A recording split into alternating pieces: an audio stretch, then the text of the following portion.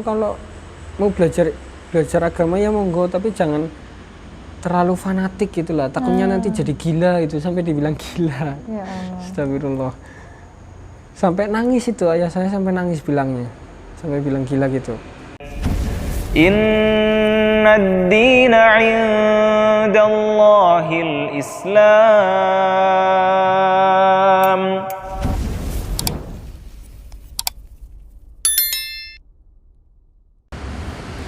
Bismillahirrahmanirrahim. Assalamualaikum warahmatullahi wabarakatuh. Masih di channel Kisah Hijrahku bersama saya Yuli Puspitasari dalam kisah Inspirasi Mu'alaf. Alhamdulillah hari ini saya berada di Masjid Fatimatu Zahra Purwokerto bersama seorang yang bermu'alaf dan memutuskan menjadi seorang muslim. Beliau bernama Simon Sofyan yang sapaan akrabnya Ustadz Simon. Dan di masjid inilah beliau bersyahadat. Yuk sama-sama kita sapa. Assalamualaikum Ustadz. Waalaikumsalam warahmatullahi wabarakatuh. Apa kabar Ustadz? Alhamdulillah baik. Alhamdulillah. Mungkin silakan memperkenalkan diri dulu ya Tat. Background keluarga dan agama sebelumnya. Insyaallah. Bismillahirrahmanirrahim. Nama saya Simon Sofyan Iwan Wibowo lengkapnya ya. Saya tinggal di asli dari Cilacap, Kecamatan Sidarja. Tapi sekarang saya tinggalnya di Kedung Ringin, tepatnya di Kecamatan Patikraja. Keluarga saya keturunan Tionghoa, dari ayah saya tepatnya. Nah, gimana sih Ustadz proses hijrah dulu sebelum memeluk Islam? Itu kan pasti ada proses yang lumayan lama ya, tidak langsung masuk ke Islam. Proses hijrah di usia yang masih sangat muda, kalau menurut saya sih, di usia yang mungkin seusia itu anak-anak masih lagi seneng-senengnya dolan, kalau bahasa Jawanya tuh main kan, lagi seneng-senengnya mencoba sesuatu, hal-hal yang baru, atau bahkan lagi bandel-bandelnya nih. Tapi Ustadz justru memutuskan untuk berhijrah. Itu gimana ceritanya? Jadi memang di tempat saya itu di Sidarja, tepatnya di Desa Tegalsari, masyarakatnya kebanyakan beragama Islam, sedangkan keluarga saya hanya satu-satunya di situ yang beragama Katolik. Jadi mau main pun ya dengan orang anak-anak Islam gitu, sampai ikut-ikutan sholat, ikut-ikutan takbiran, taraweh, pakai peci, pakai sarung gitu. Masuk SD pun di SD Pius Sidarja tepatnya, di situ pun kebanyakan siswanya Islam. Jadi mainnya ya sama Islam, orang anak Islam lagi gitu. Terus masuk SMP Kristen, tapi cuma namanya aja yang Kristen, kenyataannya siswanya kebanyakan beragama Islam gitu.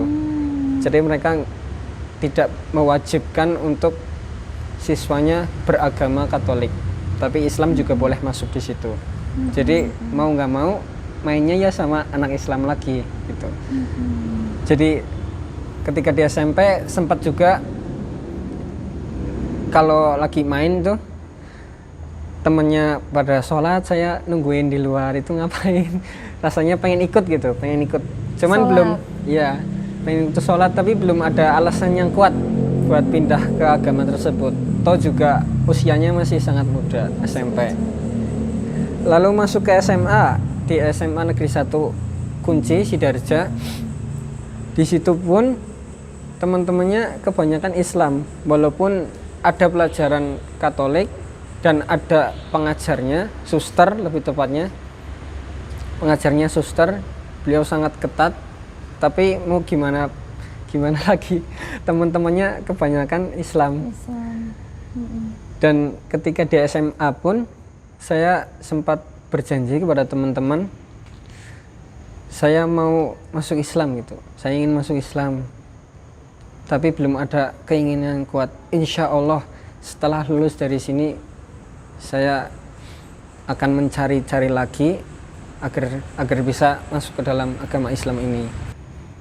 Masya Allah ya, berarti sejak kecil sudah bergaulnya atau Allah hadirkan teman-teman yang lebih Iya. banyak Muslim justru ya, Iya, dan di situ alhamdulillah. timbul kenyamanan. Kalau bisa diambil kesimpulan, ketertarikan awal ketertarikan Ustadz untuk menjadi seorang Muslim itu dari lingkungan. Iya, benar.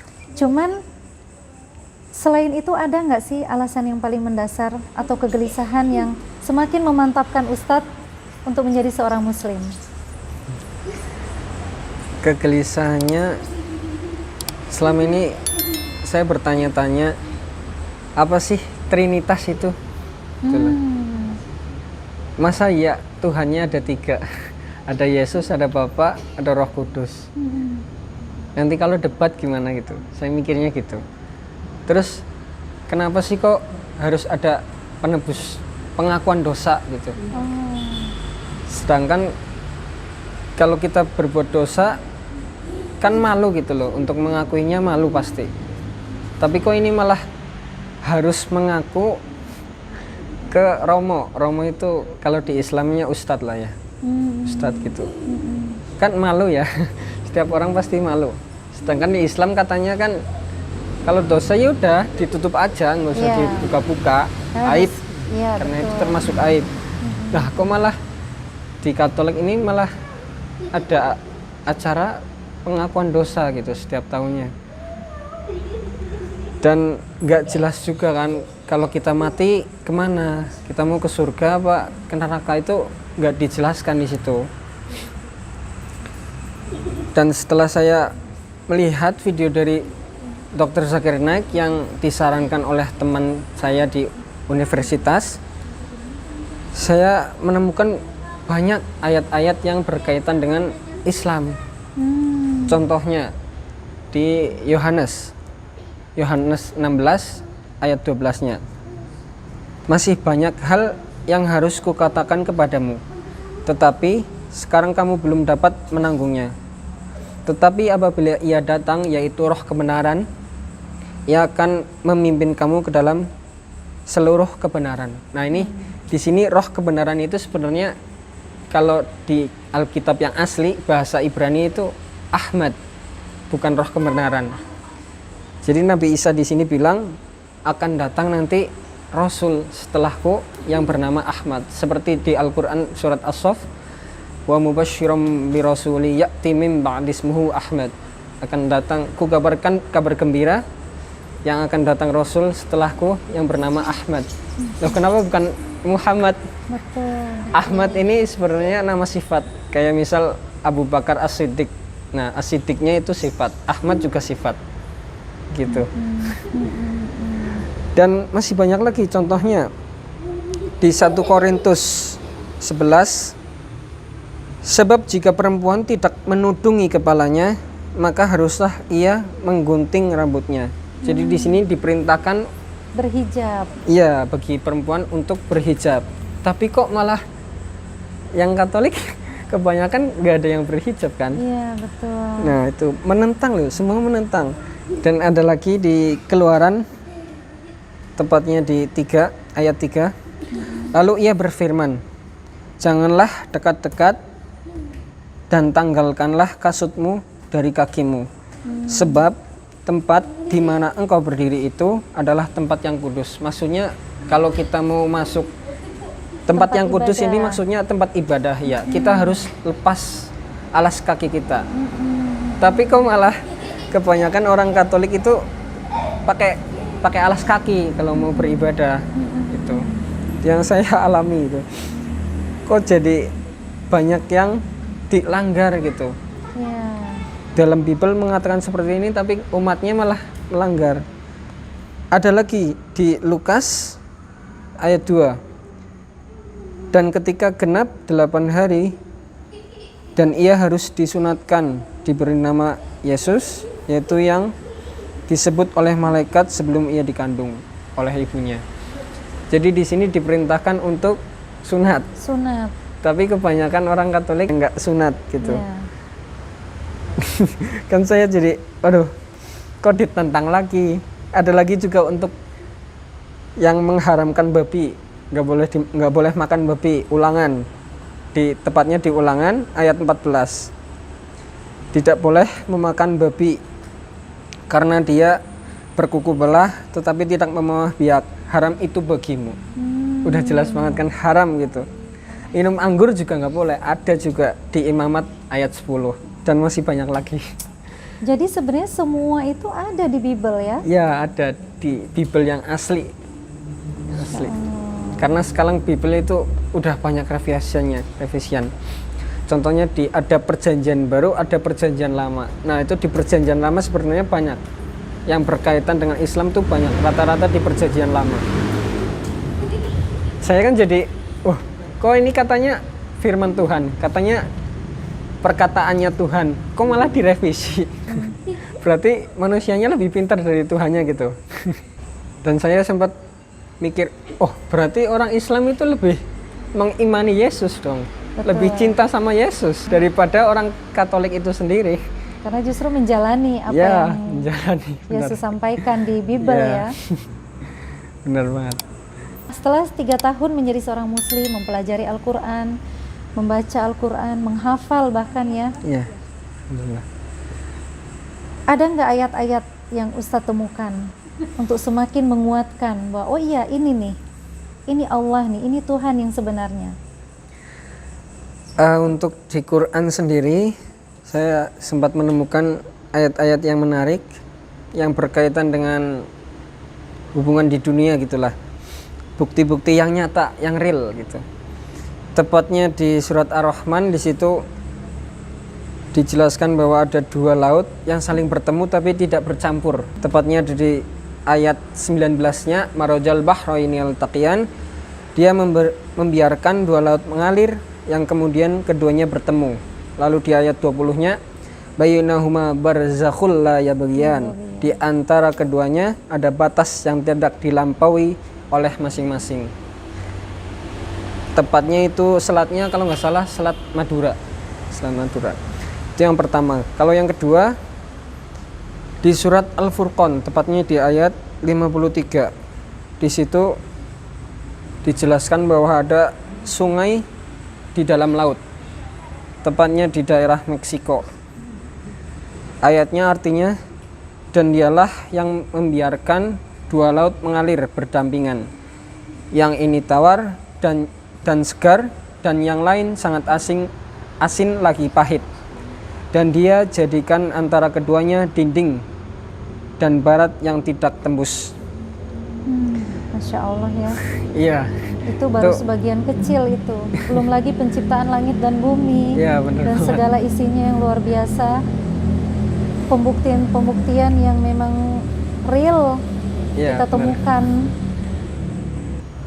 Setelah memutuskan menjadi Muslim, bagaimana respon orang tua dan teman-teman? Karena biasanya kan kisah-kisah mu'alaf itu tantangannya atau hantaman pertamanya tuh dari orang tua, dari pihak orang tua, keluarga atau teman-teman, komunitas-komunitas di agama sebelumnya. Barangkali Ustadz juga mengalami itu.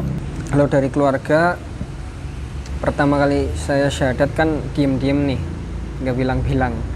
Jadi setelah 3 pekan setelah saya syahadat, saya pulang karena masih liburan, masa-masa liburan. Saya balik, saya baru bilang tuh di situ, "Pak, aku udah masuk Islam nih." Loh, beliau kaget. Loh, kenapa kok bisa?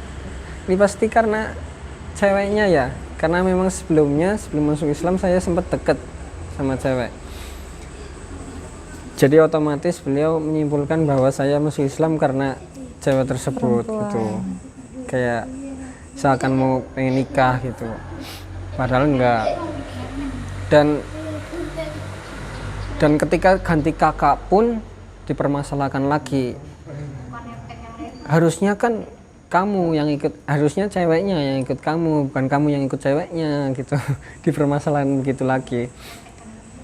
Dan ketika di sana kan emang saya semangatnya ya, baru masuk Islam itu semangat banget beribadah gitu.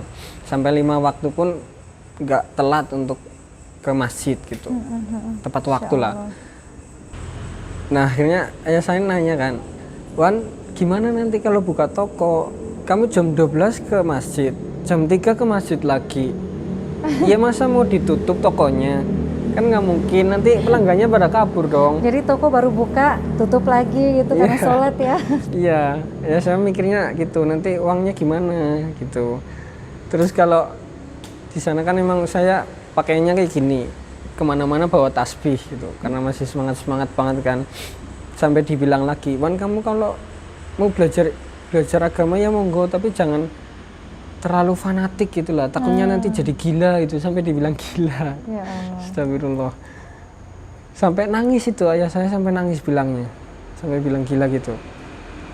Dan emang kalau saya lewat depan orang itu pasti ejekin itu. Ih, kiai lewat awas itu. Mau nikah Wan, mau nikah itu. Jadi buat bahan ledekan ya. Iya. Aduh, itu dari keluarga. Kalau dari teman-teman sih mungkin dari teman-teman universitas ya, karena di sana kan saya sempat bergabung di perkumpulan orang-orang Kristen, mahasiswa Katolik. Jadi mungkin di sana sempat ada yang WA itu setelah saya bersyahadat, Wan kok kamu pindah agama sih? Nanti namamu gimana? Kan Simon, emang boleh di Islam gitu. Ya kenapa? Gak masalah lah. Jadi memang ada ujian tapi tidak terlalu seperti yang mualaf-mualaf lain ya. Ya. Tidak separah yang mereka alamin. Ya. Masih bisa lah dihadapin gitu. Ya, Nggak benar. sampai yang diusir atau dicoret dari daftar keluarga ya. gitu kan ada ya. Ya. Nah, setelah menjadi muslim, apa yang paling Ustadz rasakan secara hati dan kehidupan sehari-hari? Kalau dari hati sendiri udah pasti puas dan tenang, karena hidup saya menjadi lebih tertata, mulai dari bangun tidur sampai tidur lagi udah lengkap tuntunannya di Al-Quran dan di As-Sunnah sendiri, Masya Allah. Dan dari kehidupan sehari-hari pula, wah pokoknya berubah drastis. Yang tadinya banyak maksiat, sekarang masuk Islam kok jadi bikin maksiat, kok malah mau pengennya istighfar mulu gitu. Dikit-dikit istighfar, karena takut gitu. Karena kita nggak tahu matinya kapan kan. Betul. Tiba-tiba bermaksiat kok tiba-tiba mati gitu kan, nggak mau gitu saya. Makanya kalau setiap kaget atau apa langsung istighfar gitu. Iya, Insya Allah. Karena malaikat maut datangnya nggak bilang-bilang. Betul. Jadi kalau kita mau dicabut ya udah cabut aja gitu. Makanya saya membiasakan untuk beristighfar, berzikir.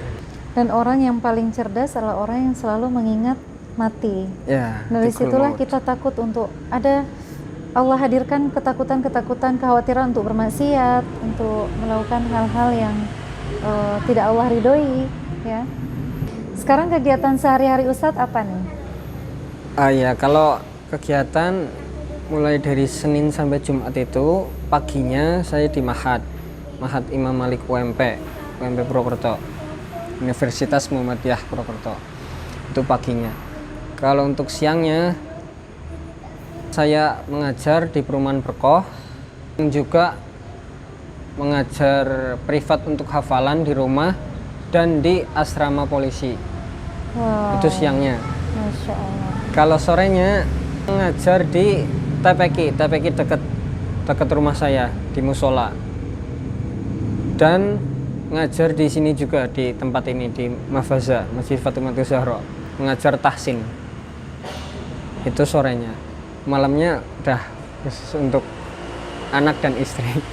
Masya Allah. Ini menjawab pertanyaan saya dari tadi. Saya batin, baru 3 tahun menjadi muslim dan udah ngajar ngaji. Berapa lama Ustadz belajar Qur'annya? Belajar Quran itu sampai lancar itu 1 tahun lah, kurang lebih Masya ya. Allah.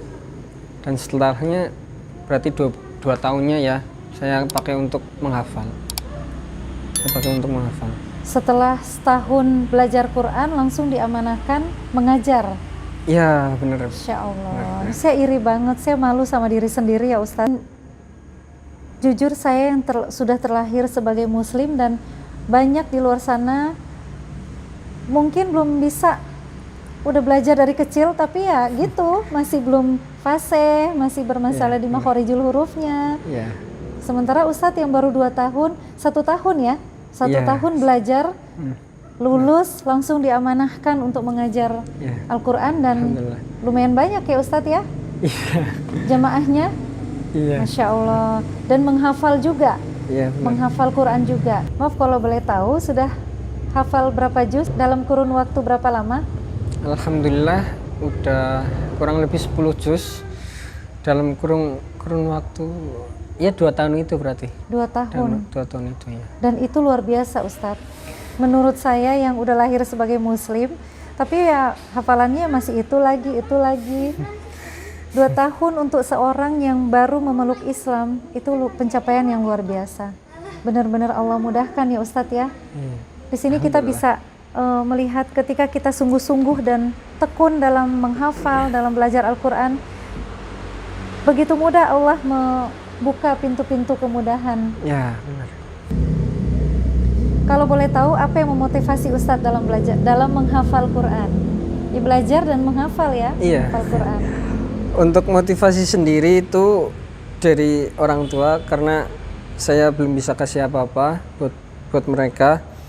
Jadi saya bertekad kalau nggak bisa kasih di dunia ya kasih hadiahnya di akhirat aja dah. Masya Allah. Gitu. Kasih mahkota aja yang lebih kekal, yang lebih abadi gitu. Nggak habis-habis. Kalau di dunia kan mungkin bisa habis. Iya betul. Gitu. Walaupun orang tua saya belum mengikuti jejak saya yaitu kembali ke fitrah, tapi semoga lambat laun Allah beri hidayah kepada mereka. Kalau dari ibu kandung sih udah, alhamdulillah beliau udah masuk Islam. Bahkan sebelum saya. Oh, Ya, bahkan sebelum saya. Jadi keluarga saya tuh broken home lah istilahnya ya. Ketika saya SMP itu broken home, terus ibu kandung saya nikah lagi sama orang Islam. Nah, jadi otomatis ibu saya masuk Islam juga. Dan ayah kandung saya pun nikah lagi, tapi sama orang Buddha. Jadi otomatis ayah saya yang ikut. Jadi di keluarga saya itu ada 3 agama. Saya Islam, ayah saya dan ibu tiri saya Buddha, kakak adik saya Katolik. Gitu. ibu kandung Islam. Iya, ibu kandung Islam. Jadi saya itu 4 bersaudara. Yang 3, anak 1, 2, 3 itu ikut ayah kandung, hak asuhnya. Kalau anak keempat itu ikut ibu kandung, hak asuhnya. Oh, Saya anak kedua. Itu. Masya Allah. Selain mengajar Quran ya Ustadz, menghafal juga, ada nggak rutinitas amalan sehari-hari? Kalau untuk rutinitas amalan itu ya banyak sih. Mulai dari sholat tahajud, sholat rawatib, sholat duha, udah pasti. Terus puasa Daud. Jadi nggak Senin Kamis, nggak Ayamul Bid, tapi langsung saya gabung sama puasa Daud aja. Tuh. Masya Allah. Terus yang paling sering gitu, punya nggak ketinggalan gitulah, yaitu zikir. Makanya saya sering bawa ini buat zikir. Oh, buat zikir. Iya, buat zikir biar nggak lupa Betul. gitu, biar nggak lepas gitulah. Karena kan katanya kalau kita mau terhindar dari maksiat kita harus berzikir, zikrullah, mengingat Allah dan mengingat kematian kayak yang tadi gitu. Jadi saya nggak mau lepas dari berzikir. Kadang-kadang untuk rutinitas amalan itu kalau lagi semangat banget gitu kan. Iya. Nah, sekalinya futur itu kalau tidak ada yang mengingatkan itu bisa kebablasan, futur sampai lama. Tips istiqomahnya gimana Ustadz? Biar istiqomah. Ya, emang sih istiqomah itu memang susah ya. Karena Nabi Muhammad juga ketika turun ayat di surat Hud yang menyuruh untuk istiqomah, itu beliau sampai beruban kan rambutnya karena perintah istiqomah. Saking beratnya nih. Iya betul. Dan beliau juga mengatakan iman itu emang naik turun, yazid wa yanqus gitu. Makanya memang susah, mustahil kalau bisa istiqomah banget saya juga pernah futur, pernah, udah pasti pernah. Cuman untuk mengatasinya kita harus ingat-ingat lagi nih, apa niat kita sih, niat awal kita apa untuk menjalankan amalan tersebut, dan pahalanya apa yang kita dapat setelahnya gitu. Itu pasti kita menjadi bos banget lah, Termotivasi lagi. ya. Dan selalu nonton kajian itu juga booster, charger iman gitu. Jadi Betul. jangan cuma HP yang dicas, tapi iman juga harus dicas lewat kajian-kajian. Ada nggak sih orang yang berjasa dalam proses hijrah, Ustaz Simon? Ada teman saya ketika saya di Universitas Amikom, beliaulah yang memberitahu saya, mengenalkan saya kepada Dr. Zakir Naik, Ustadz Felix Shaw, untuk disarankan untuk menonton videonya lewat YouTube. Beliau namanya itu Aldi Setia Pambudi. Aldi Setia Pambudi. Ya, beliau Masya Allah selalu menolong saya gitu. Apapun yang saya butuh gitu, pasti beliau selalu mendukung, selalu menolong saya. Dan kalau misalkan beliau nonton sekarang, mungkin yang ingin saya sampaikan, terima kasih selama ini membimbing saya, mengenalkan saya kepada Islam, hingga saya bisa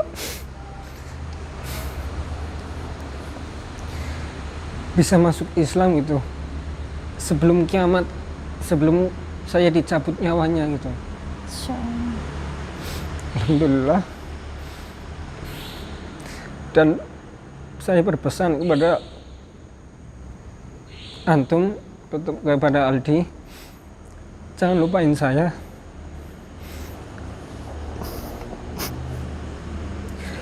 Jangan lupain saya di dunia maupun di akhirat nanti. Jangan lupain saya. Cari saya kalau nggak ada di surga. Ya Allah, mana Iwan, mana Simon? Kita sholat bareng-bareng, kita puasa bareng-bareng. Jangan lupain saya.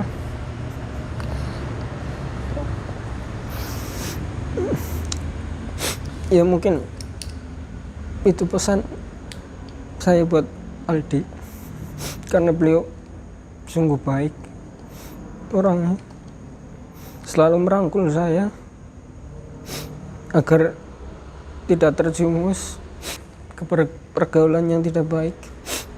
Masya Allah. Dan salah satu nikmat atau rezeki dari Allah ketika Allah menghadirkan teman-teman yang soleh dan soleha ya, Iya. yang merangkul kita untuk kembali taat kepada Allah, kembali ke jalan Allah. Dan Ustaz Simon termasuk orang yang beruntung karena hijrahnya melalui sahabat yang soleh ya, Allah Ya, hadirkan. alhamdulillah. Ya mungkin nggak semua mengalami itu. Harapan Ustaz Simon ke depan apa? Harapan saya udah pasti semoga keluarga bisa ikut saya kembali ke fitrah dan bersama-sama untuk masuk ke surganya Allah. Amin.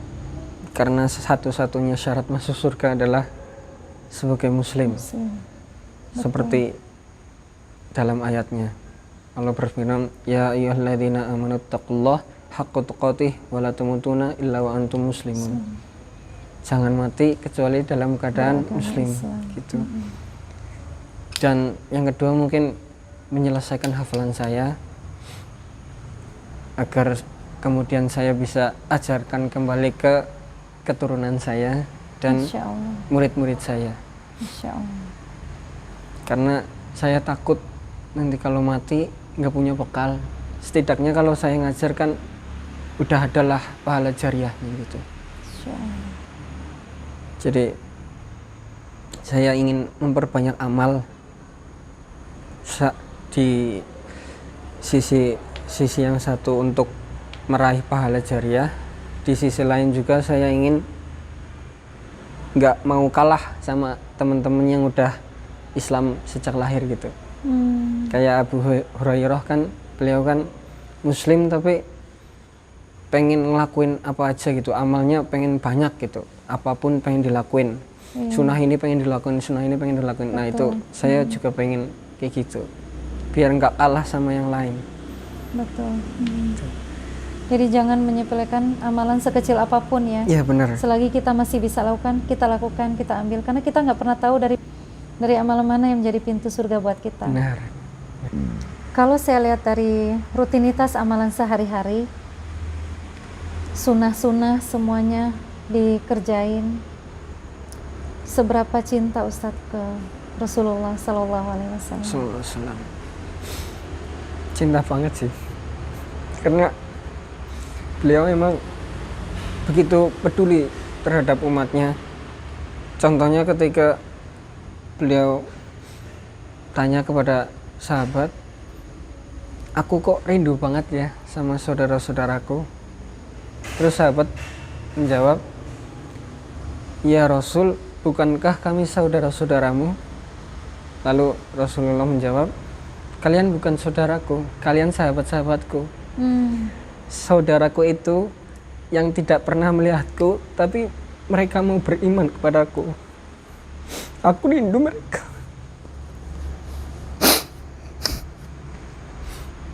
Jadi saya juga malu gitu. Kita dirundin Rasul, tapi kok kita malah kayak gini, nggak ngelakuin sunnah, itu kan nggak fair gitu kan.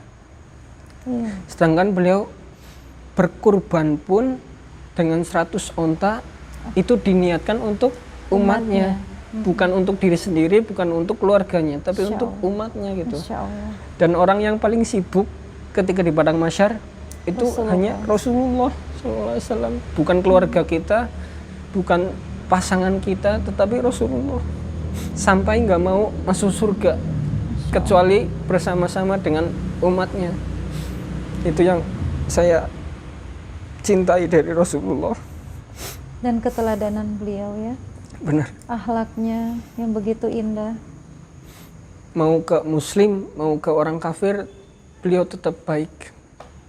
Mau diejek kayak apapun dirinya, tetapi beliau tidak marah sedikit pun. Kecuali kalau ngecek soal agamanya, baru beliau bertindak. Apa nih yang paling Ustadz pengenin banget untuk saat ini?